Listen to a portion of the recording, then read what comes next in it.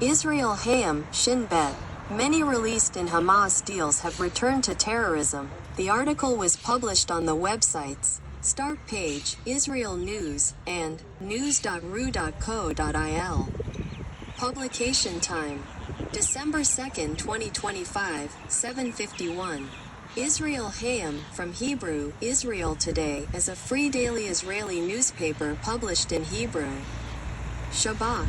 Dozens of Palestinians released in Hamas deals have returned to terrorism, reports the Israeli intelligence agency responsible for internal security and counterterrorism.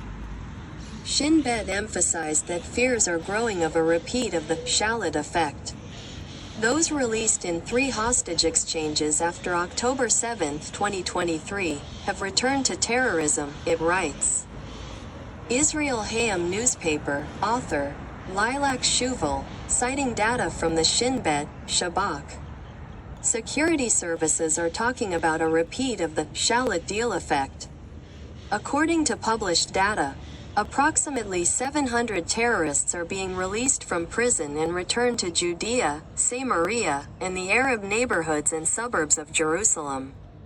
In recent operations, approximately 40 of those who returned to terrorism were arrested or killed. How many more of the 700 have returned to terrorism is unknown. There is also no information about former prisoners who were expelled from Israel to the Gaza Strip or other countries, primarily Egypt, as part of the deals, who have returned to terrorism.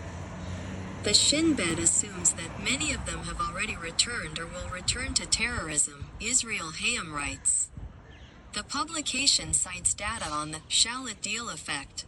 In 2011, 1,027 terrorists were released from Israeli prisons in exchange for one soldier, Gilad Shalit, who was held hostage.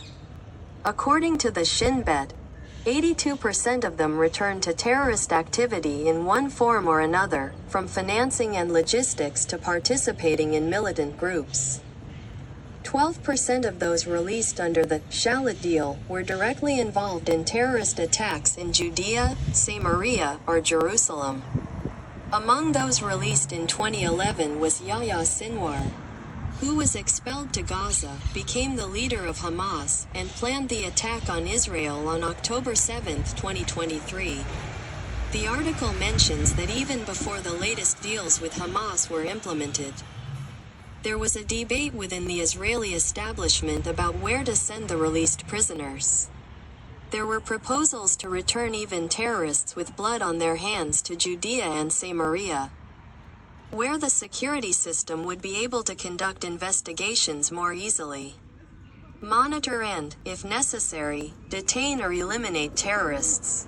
However, the political leadership made a different decision and insisted on sending the most dangerous prisoners to Gaza or other countries to avoid creating an additional threat to the population of Judea and Samaria.